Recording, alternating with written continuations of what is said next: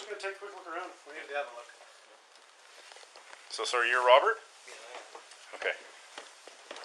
So... I was sleeping. I sleep with plugs in and... Hey, but we've been here for hours and hours and hours now, hey? Banging on your door and... Ringing on the doorbell. Calling your phone. I've been drinking and smoking a lot, so... Okay. Okay, so... She's not with her sister.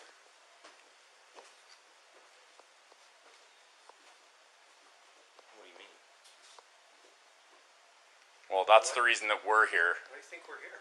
is that the family's calling us, saying we haven't heard from our daughter and our sister. Yeah, it makes sense. Okay, that makes sense? Yeah. Okay, why does that make sense? Because I haven't heard from her either. Okay.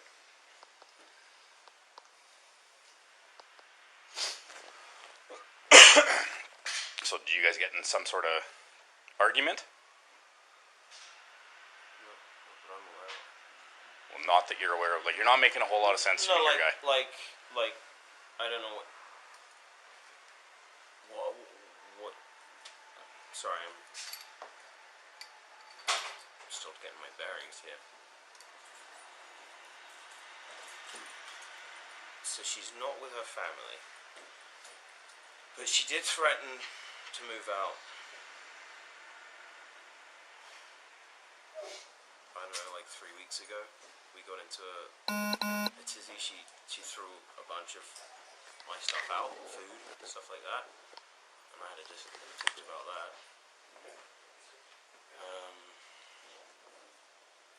But nothing like that would concern me. Nothing that would concern you.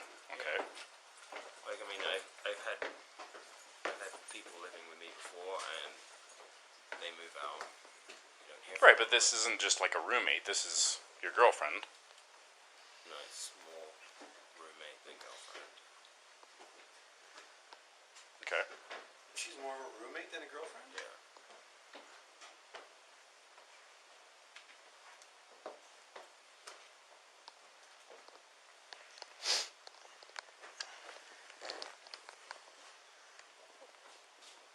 Okay, so the last time that you saw Jasmine was when?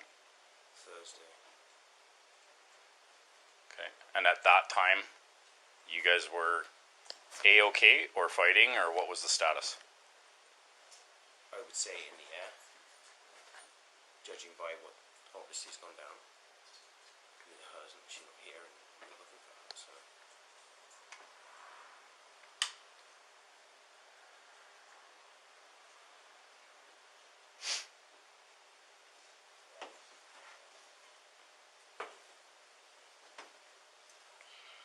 So what makes you believe that she's with her sister? She told me that she was going to go and spend Easter with them on Tuesday. I was talking about it because I don't have my son, so, you know, it's kind of depressed about that. Just... Her phone stopped pinging on April 16th. No calls, no texts, no posts, just silence. A 25-year-old mother and her toddler vanished without a single clue. No signs of struggle. No goodbye. One moment they were there, living, breathing, laughing, and the next, they were gone. Jasmine Lovett was the kind of woman who made plans. She never missed Sunday dinners. She never left her family guessing. She was organized, devoted to her daughter, thoughtful to a fault, and she was always in touch. But that Tuesday, the world around her seemed to lose its anchor. Her sister sent message after message. Calls went straight to voicemail.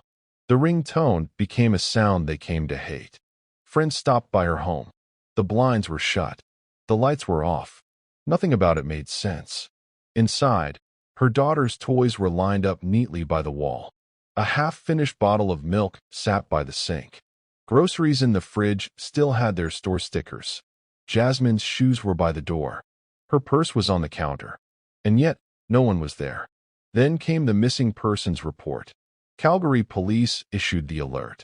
Social media lit up. Friends posted photos. News stations ran the story. Search teams began combing the surrounding areas. Helicopters swept across the city's edge. Police dogs tracked trails that led nowhere. The man she'd been seeing, Robert Leeming, cooperated at first.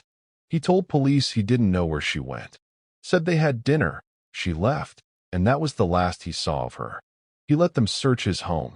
He answered every question, almost too easily. He appeared on camera briefly, calm, composed, unbothered. He spoke of her like an acquaintance. Said he had no idea where she could be, that she was a good person, a good mother. Behind those words, there was nothing. No urgency, no pain, no real concern.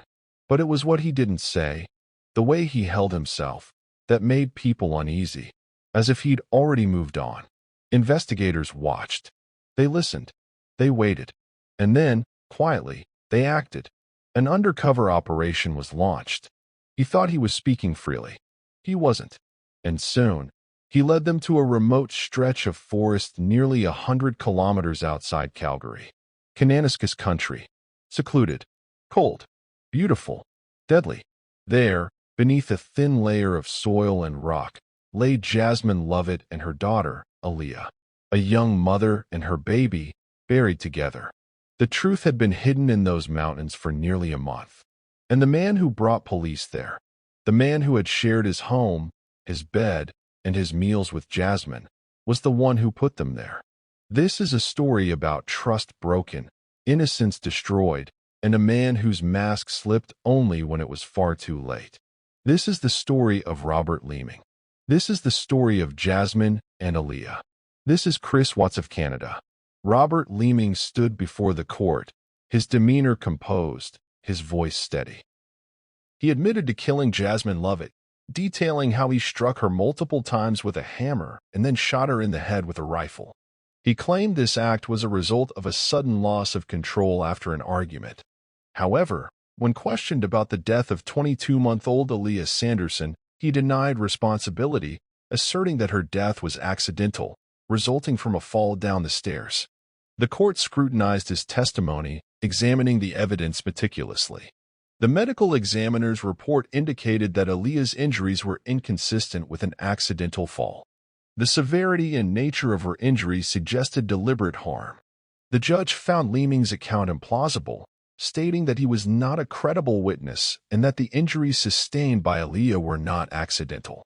The court concluded that Leeming intended to cause her death or serious bodily harm likely to result in death. In January 2022, Leeming was found guilty of second-degree murder in the death of Aliyah Sanderson. He had already pleaded guilty to the second-degree murder of Jasmine Lovett. Consequently, he was sentenced to life imprisonment without the possibility of parole for 22 years. Leeming appealed the conviction, arguing that the trial judge had erred in his conclusions regarding the child's death.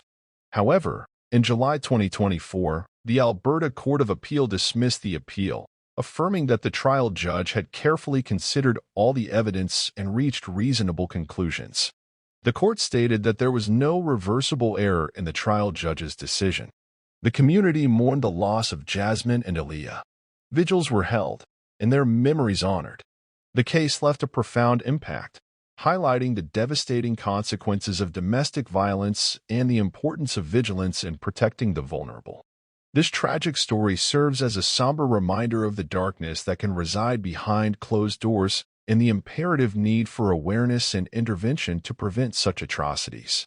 Jasmine Lovett had dreams. Not the kind that fade when the alarm goes off, but the ones you fight for every day. She was a young mother, fiercely protective of her daughter, and determined to build a life they could both be proud of. Friends described her as warm, funny, precise. Her life revolved around Aliyah, her tiny shadow, always at her side. By all accounts, Jasmine was cautious. She didn't rush into relationships. She was the type to analyze red flags, to pull away when things didn't feel right.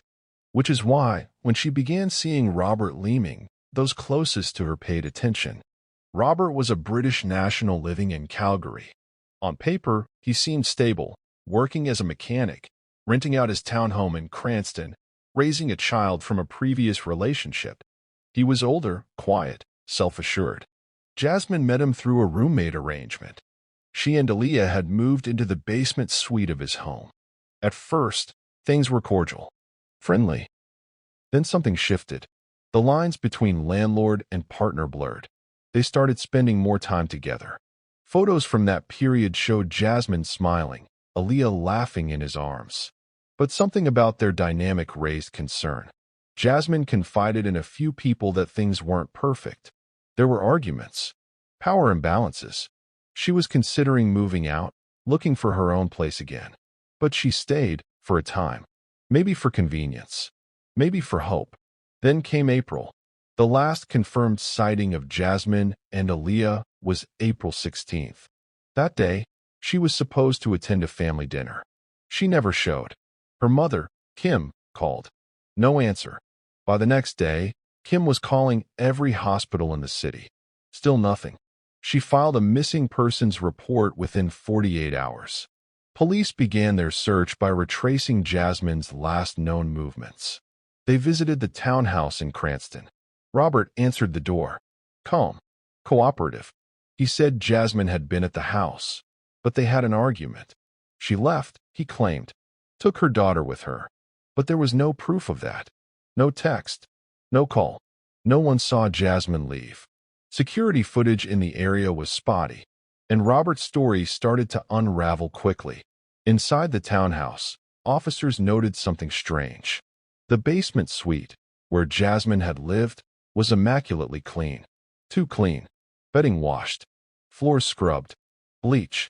Febreze. As if someone had taken great care to wipe away everything. Robert agreed to let police search his home. They found nothing conclusive. No blood. No weapon. No body.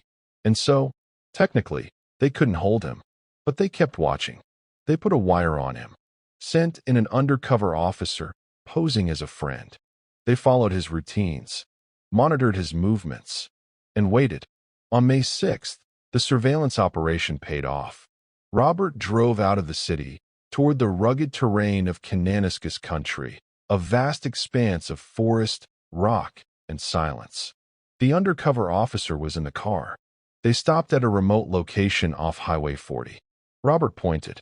He said something about a spot he used to go to. The officer took mental notes. Coordinates were marked. That evening, police moved in. They combed the area, and within hours, the earth gave up its secrets. A shallow grave. 2 bodies. 1 adult. 1 child. Wrapped in plastic. Buried together. It was them. Jasmine Lovett had been struck multiple times in the head with a blunt object. Then shot. The forensic evidence confirmed it. Aliyah had suffered fatal injuries to her head and torso.